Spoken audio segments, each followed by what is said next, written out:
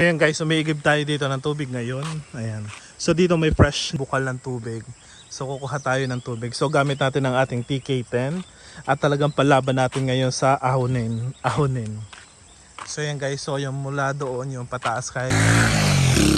So yung part na yan guys, medyo mataas. So yung guys ay pabundok na kaya sobrang tatarik ng mga daan dito. Ayan. So yan.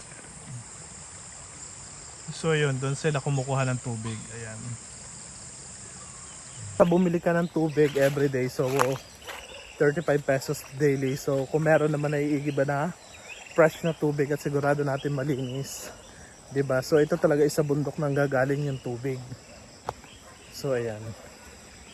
So nasa kagubatan tayo. Sabi po, ito yung daan sa pagkuha ng tubig. So ayun po yung bukal na hinukay nila sa bato.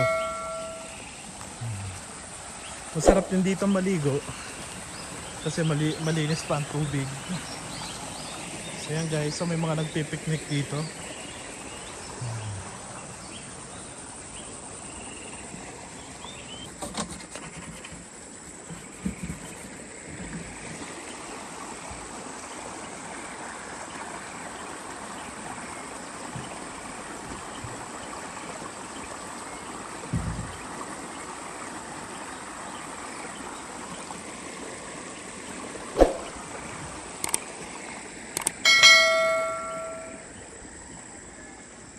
Na guys, so ito na yung naigib natin tubig. So babalik pa tayo para doon sa 2 galon. So ihahatid muna natin ang unang galon.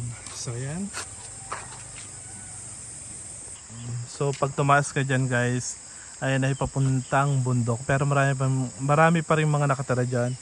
So yan, ang kagandahan ngayon yan, nalagyan na ng tulay. So madali na na-access yung kabila. Compare dati na talagang putikan. Yan.